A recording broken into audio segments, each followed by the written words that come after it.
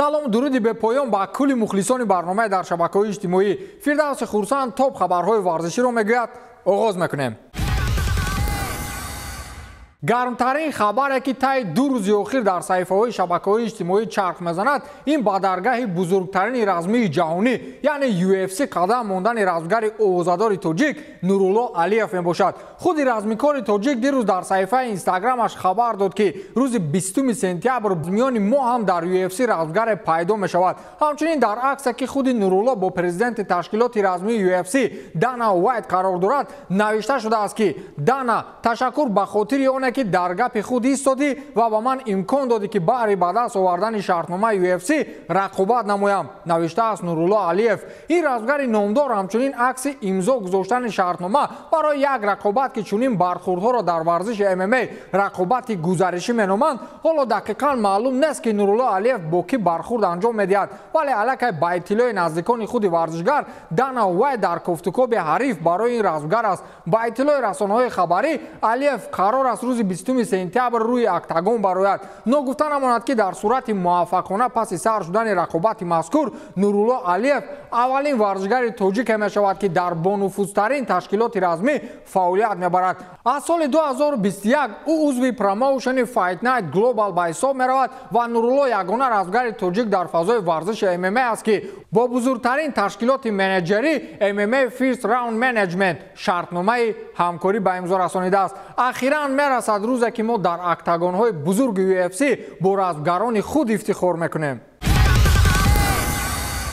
дар Калифорния одамон барои об ҷанг мешаванд ва ҳатто як ситораи олами баскетболро барои барзиёд истифода бурдани об гумон аст ки ба суд бикашанд. дирӯз расонаҳои хабарӣ иттилоъ доданд ки собиқ ситораи NBA Дуэйн Уэйд қоидаҳои истифодаи обро дар Калифорния вайрон кард ва барои ин ба ҷавобгарӣ кашида мешавад. гуфта мешавад ки ҳоло барои сокинони Калифорния барои ҳалли мушкилоти хушксолӣ дар нисбати истифодаи самараноки об маҳдудиятҳо ва ҷаримаҳо ҷорӣ карда мешавад. тибқи тафтишот дар хонаи баскетболбоз моҳи июн миқдори 90,000 галлон ё худ 341 метри мукааб об истифода шудааст ки ин аз меъёри муқаррарӣ 15 маротиба зиёд будааст ва дар моҳи май бошад аз ин нишондод 2 маротиба зиёд об дар ин хона масраф гардидааст ки ин зиёдаравиҳои баскетболбоз ҳоло хашми мақомотҳои дахлдоштаи Калифорнияро баланд намудааст. аз ин рӯзҳои наздик мақомоти судии ин кишвар алайҳи Дуэйн Уэйд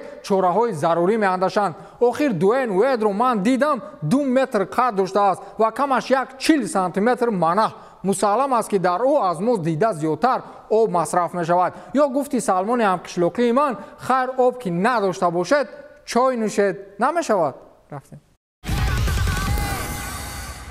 бозиҳои олимпӣ бемоҳобо яке аз пурҳашаматтарин мусобиқаи варзишӣ ба ҳисоб меравад ки дар радабандӣ аз кулли мусобиқаҳои варзишӣ дида боло меистад. аввалин бор бозиҳои олимпӣ дар Афина соли 1896 баргузор шуда буд ва дирӯз хабарҳо пайдо шуд ки аввалин медали бозиҳои мазкур ба фурӯш гузошта мешавад. медали мазкур дар ҳоле пайдо шуд ки як оилаи бритониёӣ бо исми Шропшери ҳангоми рӯбучини хона аз миёни афзорҳои кӯҳна ин медалро пайдо кард. чӣ хеле гуфтем дар бозиҳои соли 1896 медал ба шахсе дода шуд ки ҷои дуюмро гирифт ва он замон дар бозиҳои олимпӣ медали тиллоӣ истифода намешуд. аз рӯи қурб медали нуқра дар ҷои аввал буд ва ба мақомдорони ҷойҳои дуюму сеюм низ медали нуқра бо истифодаи ками металли мазкур супорида мешуд. баъд системаи медалҳои тиллоӣ, нуқра ва биринҷӣ дар соли 1904 роиҷ гардид. диаметри медал 2 дюйм аст. ҳоло дақиқан маълум нест ки ин медал ба кадом варзишгар дар соли 1896 тааллуқ дорад,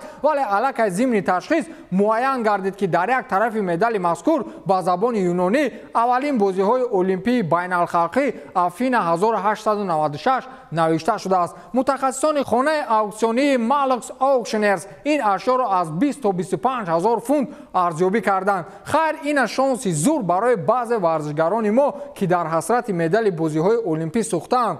ба зурӣ натонистед ба зар ақалам бихаридааш.